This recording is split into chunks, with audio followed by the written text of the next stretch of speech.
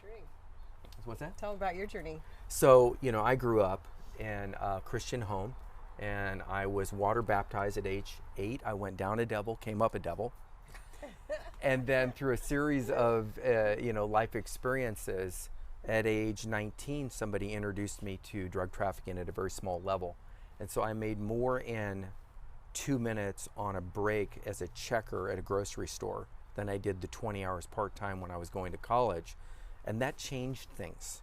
When I realized I could make more money in 2 minutes than I could in 20 hours, all of a sudden everything shifted. And shift happened.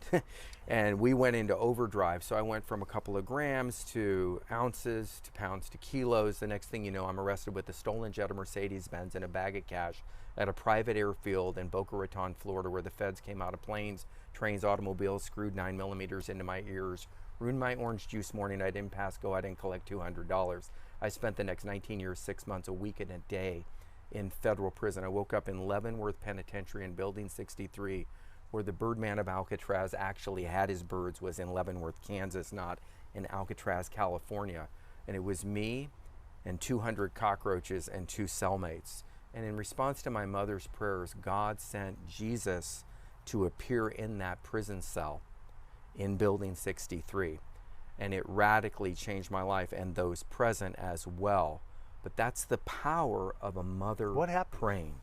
So as we were in that cell, we were praying, they were praying, and all of a sudden the atmosphere changed dramatically. And the presence of God came in. In fact, the sounds down the hallway in a prison tier are not always the greatest sounds that you hear. And the language that's used is not always flowery, like heaven. But it was like all that was muffled out, almost muted. And there appeared the only way I could describe it is if you look at Star Trek where they teleport in. Yeah. It was kind of like that. And here this figure is standing before us in a white robe, doesn't say anything, and all of a sudden it becomes more pronounced. And it's in my book, Jet Ride to Hell, Journey to Freedom, jetridebook.com. But what happened was, in front of 2 other prisoners, the Holy Spirit fell in a very powerful way, and I was radically transformed. And he stayed for about 15 minutes, no words were spoken, and then as he dissipated, and the love. Yeah. And so what happened is, after Jesus left, I saw this small cloud the size of a man's hand on the floor, and we've just had this encounter. I'm like, do you know Jesus? And when I did, it sparked like gold and silver, gold and platinum. And I said, Jesus. And every time I said that, gold and platinum, it filled the floor. And I later found out that this was the Shekinah glory of God. And it's really throughout 2 Chronicles 5:13 and 14, where the cloud of his presence came in the New Testament on the Mount of Transfiguration. So it's really throughout Scripture, but it took me 9 months to find it. So if somebody's listening, they're like, well, that's crazy. It's in the Bible, but it took me 9 months, so I understand. But what happened was, and this is I had sinus problems at the time, and I heard the still small voice of the Lord say, drink from the cloud. And I thought, drink from the cloud? And I thought, I've got sinus problems. So I reached down into this tangible presence of the cloud of God's presence, and I reached down, and you could feel it, and as I pulled it up, it would spring back into itself. And I couldn't drink from the cloud. It was about 18 inches in depth and thick on the floor. And my 2 co-defendants were there, and they saw this whole thing. This was not a vision that I had alone. This is 3 people saw these same things. And so I knelt down. We have to come to him. We draw near to God. He'll draw near unto us. And I knelt down into the cloud, and when I pulled it up, I drank. And I drank 3 times. It went down into my lungs and up into my sinuses. I was instantly healed. And then the prayers that we prayed, whatever was in my co-defendant's mind would come out of my mouth in English.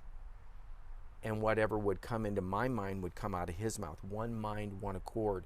And all those prayers were systematically answered, with the exception of 2, within 48 hours. It was a glorious time. It lasted about 2 hours. Then the presence of God dissipated, and we were back to normal in that cold prison cell. And although the cockroaches had left. Anyway, so that was our encounter. So that was my experience where the Lord encountered me. People say, oh, you found Jesus in a prison cell. I'm like, no, he was never lost. He found me. He found me. I was the one as lost as last year's Easter egg. He actually ended up getting tried on the same evidence in 3 different jurisdictions through a dirty prosecutor. Well, It's a torrid story. the good news is that it's in the book. Yeah. But the good news is, years later, I was indicted 3 times on the same evidence in different jurisdictions over a period of 4 years, 11 months, and 27 days. So 3 days before the statute of limitations ran out was my 3rd and final indictment, and it was my prosecutor's final gesture before leaving office. He wrote me a personal letter on U.S. Attorney letterhead saying he was resigning not because of any of the allegations or accusations I'd made against him in federal court with holding evidence, enhancing the sentence, and all the other stuff. But we want to talk about the good side, because God takes whatever the enemy means for harm, Right. and he turns it for good. Genesis 50, verse 19 and 20. Joseph was in prison. Remember, just as it was told to Joseph, it shall be done, is what the Lord spoke to me in response to the Tree of Books vision. treeofbooksvision.com, you can read that whole story. So God developed character in me. I think so many times we have microwave miracles that don't produce lasting fruit. Right. And other times we have crock pot delays where the flavor gets through and through and characters developed, and now miracles can be I released. believe that. So this story about my prosecutor, there's a redemption side that's amazing. So we were presenting in the business world a medical device that we rep, and they asked me to come up the last 5 minutes, and I was in Independence, Missouri, where I really was arrested in Florida, then brought back to Kansas City. That's where my case was out of. Long story short, there's this guy at this table, and while I'm closing out the meeting in a business setting, the supernatural love of the Father fills me. And I see this man, and God's love for him is like raging, overwhelming. And so it got so intense as I'm closing this out. I'm looking at the guy with the love of God, and it looks familiar. I can't figure out who he is. And he finally stops the meeting. He says, "Are you looking at me that way?"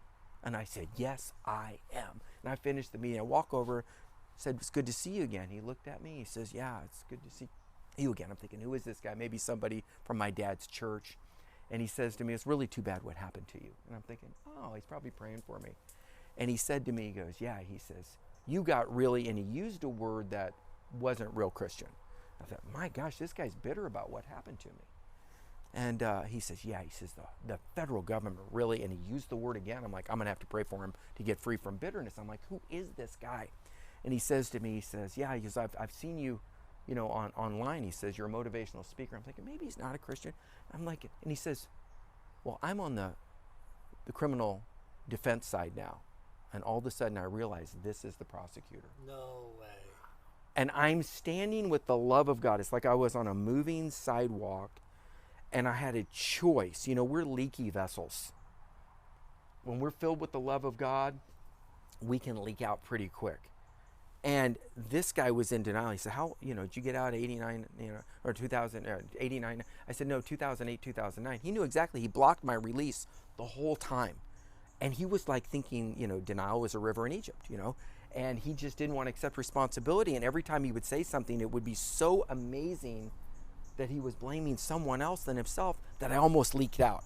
But I chose to remain in that love. And he says to me, he says, "You look like you haven't done a day in prison." He says, "How did you make it through 19 years, 6 months, a week, and a day and look like you've never done a day in prison?" And I called him my name. I said, I learned one thing. Prison will either make you bitter or better. And it's always our choice. And I chose not to be bitter. And he looked at me. And he kind of shrugged his shoulder. I said, "Well, it's good seeing you." So I went to go shake his hand. And the love of the Father reached around him and pulled him in. Ex-con hugging ex-prosecutor. And it lasted about 3 seconds, which is, guys hugging, Right. 3 seconds is a long It's an time. eternity. Let alone ex-con, ex-prosecutor. Right. And as I let go of him, the love of the Father released into him. God fills you to release it into the world. Don't think that God fills you so that you can hold on to it. We are there to be filled with our Bible and our tea or coffee or overflow. whatever, Yeah. so that we can get filled, so we can inhale in prayer with God, so that we can go exhale in ministry to other people. And the more we inhale, the more we can exhale, and the more we have a capacity to hold His love, to go give it to a hurting, lying, dying, sighing world of destitute humanity in need of the Father's love. Yeah. Now, if you told me that when I was going through those 20 calendar years of prison and losing appeals and all the things that goes along with, Jet Ride to Hell, Journey to Freedom, if you'd have told me that I would be releasing the Father's love to my former prosecutor, I would have thought you had lost your mind. But you know what? Most of us really do need to lose our mind and get the mind of Christ. Right. The genius mind of Christ, because then you have heaven's perspective on a motion picture of God working all the scenes together for good and developing a negative into a full color photo Right. instead of a still photo. And in life, on social media and things, everything is a still photo. Right. But God is working things together for the motion picture. And we've got to allow Him the time to take the negative, bring it into the dark room, and develop it into the picture. So good. So He'll do that for you. Yes, Just He ask will. Him.